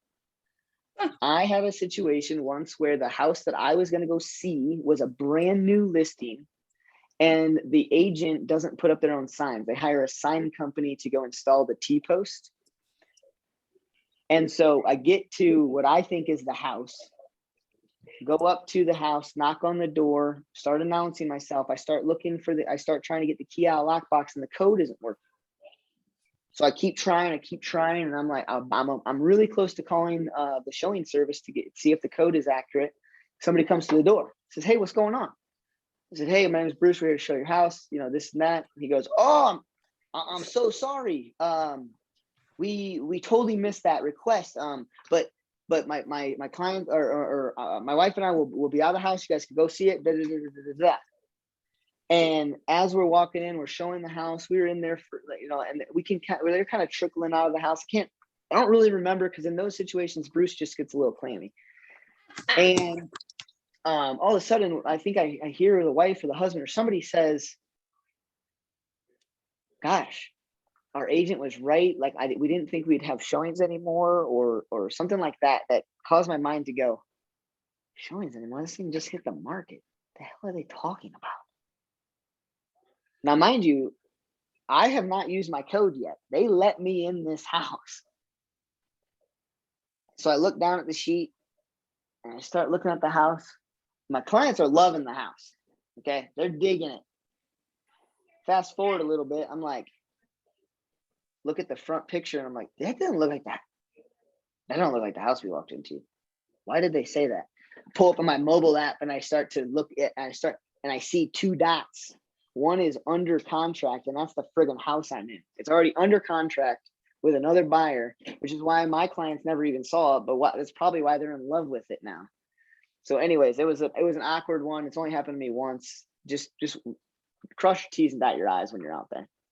All right, so we jump into the house. We talked about shoes. We talked about lights. We talked about that. We talked about how they need to get the hell out if it's not what they want. If it is something they want, we talked about how I'm going to give them time, but they need to communicate with me, whether it's the house or it's not. They need to communicate that with me, right? And here's why I'm telling you guys, most people, if you do this, they will not spend more than 5 to 20 minutes in a home. Here's what happens. The first house, that buyer that spends an hour in that home and they don't want to buy it, and they say, "Bruce, we don't want to buy it because of X." Think about it. 99.9% of the time, X was not the last thing they looked at. Because think about it. If they walk through a house for an hour, they've already walked through it probably 2 and 3 times. So they already saw X within the first 5 to 20 minutes. So if I say, wait, hold on. I think we're starting off on the wrong foot. You guys don't want to buy the house because the kitchen's too small?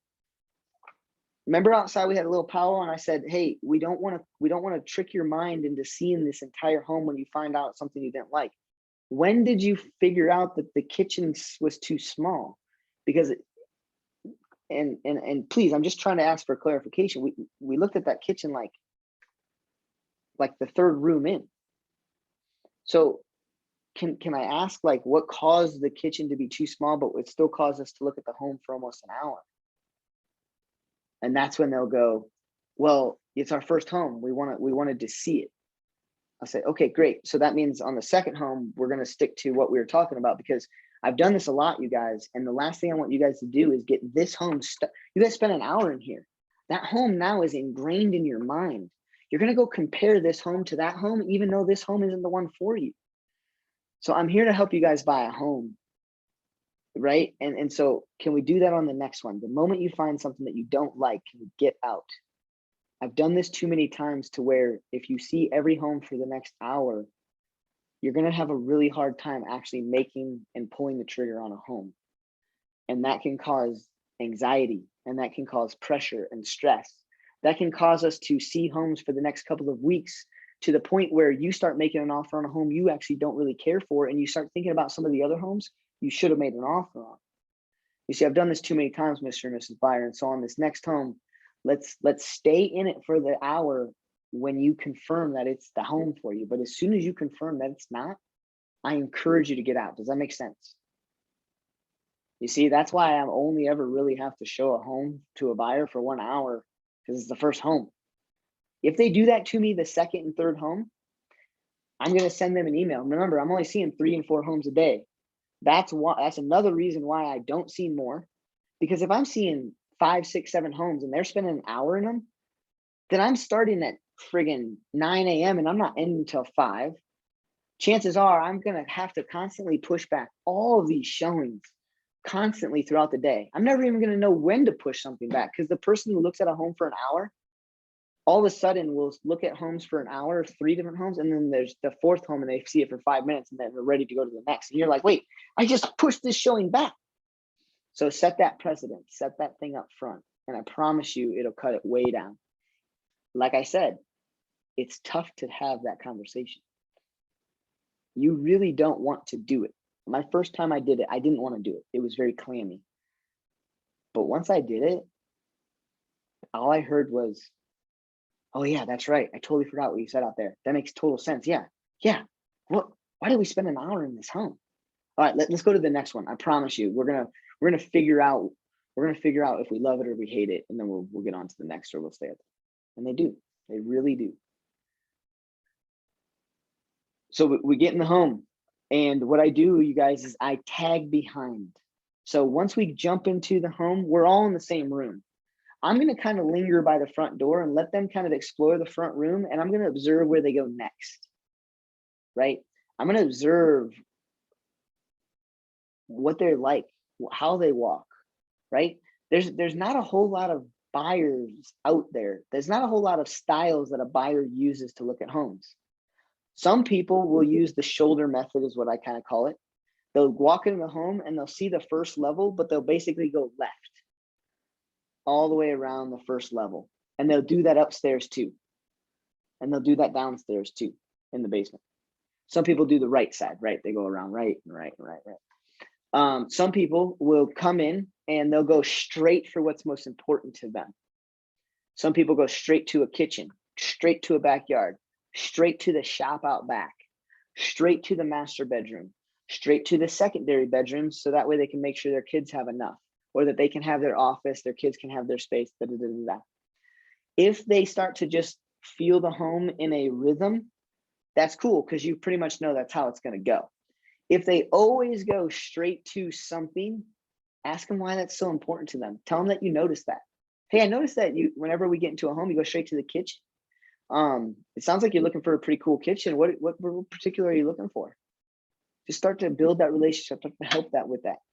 But anyways, in the first part of the home, I'm kind of lingering by the front door, kind of watching them, observing them. Once they go to the second room, I'm still in the first room, but I'm kind of getting closer to them. I'm in earshot from them because I can hear what they're saying. I have learned, you guys, if you guys stay in the same room with them, they don't talk to each other and admit and talk about the same things as if you're in the room. There's a weird thing with buyers. They think that because you set up the showing and that you're an agent, that they can't beat a home up to you, but they'll beat it up to themselves. I don't know why. Like I want my buyers to beat up the home, because we're only buying one home, and as soon as they start beating up the home, I get to come in and I get to say, hey, it sounds like there's a lot of things wrong with this home. After, just even going on this first floor, are you guys willing to tackle all of those things if this was the right home for you? And they might say, no, this is a lot of work. I'll say, well, this might be one of those homes where that might be the deal breaker. Is that the deal breaker? Should we take a quick lap upstairs and just see if the upstairs is kind of like that? Because if it's like that, it sounds like this one's out. And I go, yeah, if the upstairs is like that, we're done. All right, let me go check upstairs. You guys want to come with me real quick? Boom, I got them out of the first floor quickly up to the second floor. We walk around real quick, and they'll most likely, if the first floor is that way, the second floor is that way. But they need to probably see it for peace of mind. I take them a quick buzz around and I'll say, looks like a lot of work in this home. Now, that's my opinion, but I base that opinion based upon theirs, because they already thought that the bottom level had too much work. So it's not that I'm giving them my opinion, I'm restating their opinion. Very different. Do not give your opinion any way, shape, or form. Anyway, you need to learn descriptive words such as, oh, that's incredible. I didn't have excitement in my voice, but I didn't push it all the way down, right? Oh, that's interesting. Not interesting in a bad way, but it's not interesting in a good way either. You're going to use some of those words, but let them project their opinions. If you recognize that they say something that's neutral, be careful thinking about it as an opinion. Here's what I mean by that. If the wife says, oh my gosh, this kitchen's super interesting, be careful. You still don't know whether she likes it or not. She needs to talk a little bit more. Because as soon as she says, oh, this is super interesting, you might think she loves it. You might go, yeah, wow. I mean, gosh, those dark cabinets with the pink countertops, that looks crazy cool to me. And then they might look at you and go, what? You like that, Bruce? Do I say no because I don't like it, but I just told her I like it? Or do I say, yeah, I like it and continue with my bullshit? So don't say your opinions. It will bite you in the butt every time, all the time. What you might think is a major repair, they might think is very little. So don't oversell something that they are perfectly fine tackling, right? There are things that I love to do and there are things that I hate to do. I will do plumbing all day long. I'll paint all day long. But if I see a bunch of electrical stuff, even though I know how to do electrical stuff, I hate electricity. I hate doing that stuff. So for me, that's a bigger deal. But to somebody else, the plumbing issue that I'm cool with could be a huge deal to them. So it's not my right to say, hey, that sink needs replumbed. You can probably do that for about 10, 20 bucks at Home Depot. And my buyers buy the house, they go to Home Depot, buy something for 10, 20 bucks, and they spend, $100 underneath their sink, 3 cases of beer later, and now they're cursing my name and never going to refer me again because I got them into this mess, even though I didn't get into this mess. Never state your opinion, ever. I don't even like using descriptive words until you really learn how to use them. Oh, that looks interesting. Oh, that's unique, right? So in the house, we're kind of following. I want them to talk about the house. I want them to beat it up. I want you guys to think about this. There's, right? We have a percentage of people, 100% of people. There's always there's always personalities that seem weird to us. One of the weird ones for me is I've learned that a buyer that beats up the home can beat up the home in the sense that they're saying, I absolutely don't want this home. But a buyer who beats up a home also may love the home. So that's why I ask them the questions. Isn't that wild? There's buyers out there that love the home that will only talk about beating up the home. The reason is because they're planting themselves in the home. They literally love it so much that they're like, if I see myself here, I love it. I want to make an offer, but I also need to be real with myself. And I need to know that if I love this home, I need to swallow what I'm going to be having to do and tackle when I buy it. So sometimes they beat it up because they love it. Sometimes they beat it up because they hate it. So again, I don't think I ever agree with people's opinions. If they're beating it up, I'm not saying this place is a hellhole, because they might just be beating it up because they love it. They just are wrapping their mind around everything you're doing. I'll just say, oh yeah, I'm glad that you got a good eye. You got a good eye. Yeah, that does look like it needs attention. Yeah, I think if I might be buying it, I might fix that same thing. You see how that works? So be careful with that for sure. Where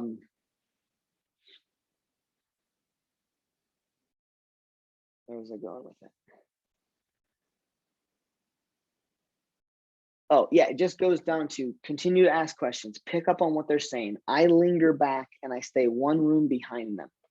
Sometimes you guys, what I'll do is they'll go upstairs and I won't really even go in every bedroom. I'll stand like at the top of the stairs, just kind of watching them go through every bedroom. And then when they pass me and go downstairs, then I just do a quick peek in each room, 10 seconds in each room, because it's going to take them time, because most likely they already went down the main level and they're going in the basement, or they're going to go outside now. So I'll just do my quick speak around there, but I stay at the top of the stairs and I just kind of listen to them bounce in and out of rooms. It's a technique. It's whatever you guys want to do. So yeah, as we're showing the home, if I find that deal breaker, remember, most likely I'm have to find the first deal breaker. They're beating up the home. Hey, it sounds like, you guys would be if you guys bought this home, you guys would be doing a lot of work. Is that something you guys are willing to tackle? Oh yeah, no, Bruce, like, no, you're absolutely right. Anybody that's going to buy this house is going to have to do a lot of work. Like, I can't even believe they listed it at this price for everything this home needs. So what I hear you saying, Mr. and Mrs. Buyers, that we need to get out and that we need to go on to the next. And that's when it'll jog their mind if you had that conversation outside with them. So we're showing the home, we're looking through it, everything's going well. So we keep talking about leaving, right? They're beating it up, they're leaving. So let's end our little class today with, we're showing them a home. It's their first home, their second home, their third home. I don't really care. They're ready to buy a home. You see, I think I hit enough points where I only show 3 to 4 homes at a time, and they make an offer within the first 5 to 7. And it's because I ask them questions. I get them out of homes that they're not going to buy. And I do it by asking them questions and having them come to that conclusion.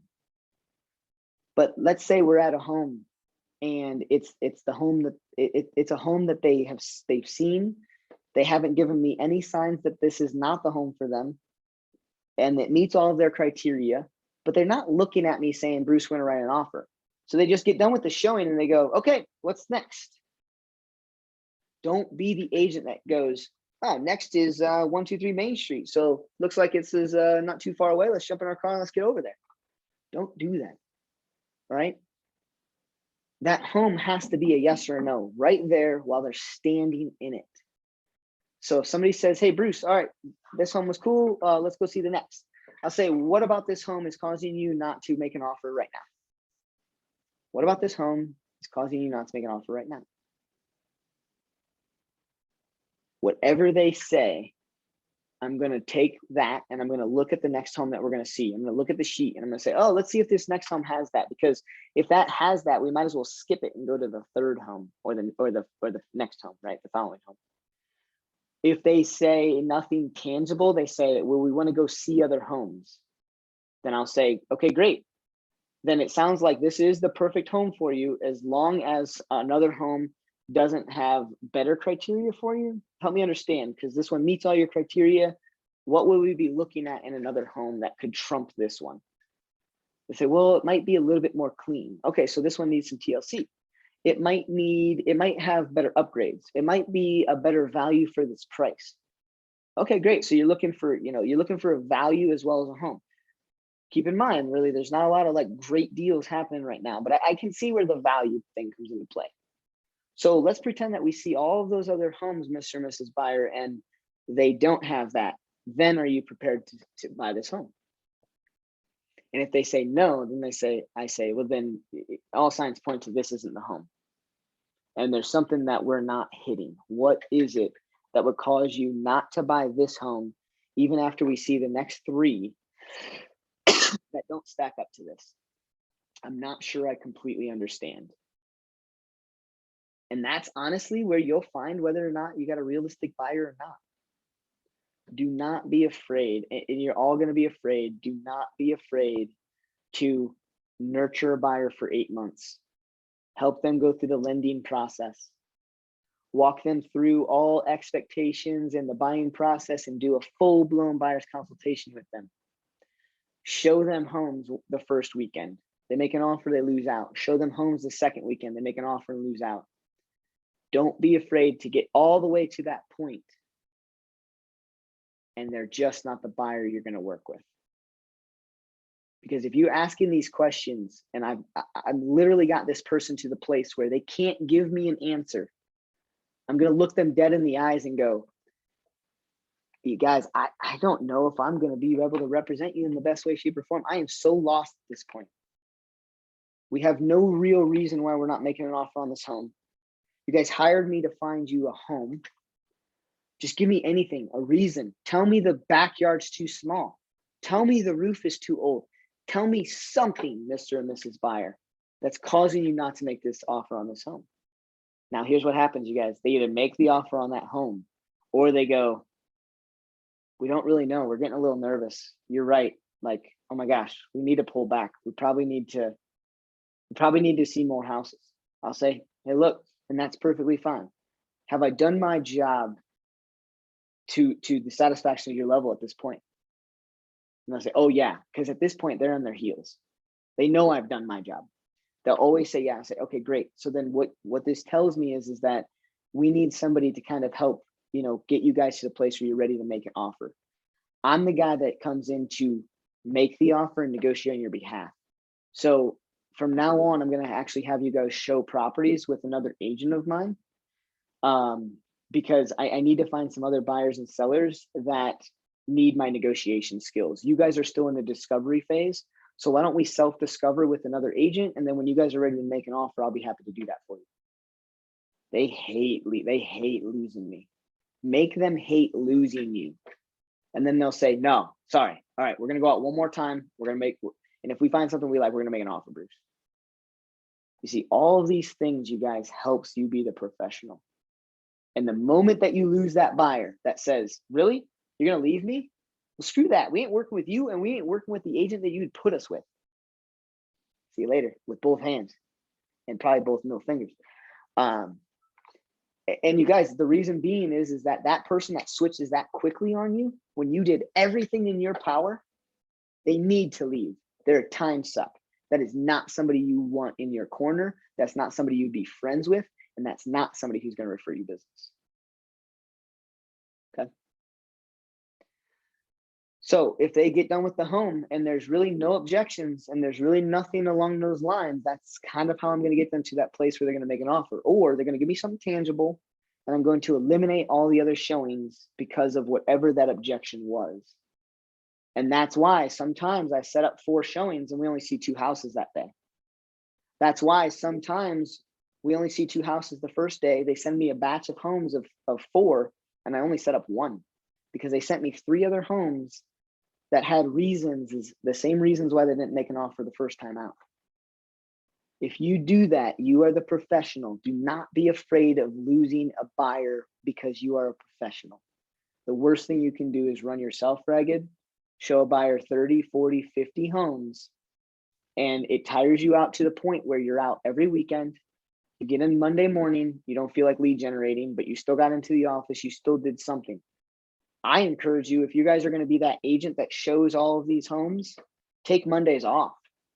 Quit second guessing yourself. But even then, you're still going to get burnout. Mark my words, you'll get burnout if you let buyers run the roost when it comes to showings. Thanks, guys. Any questions? Anything before we stop? Okay, cool. I'll get this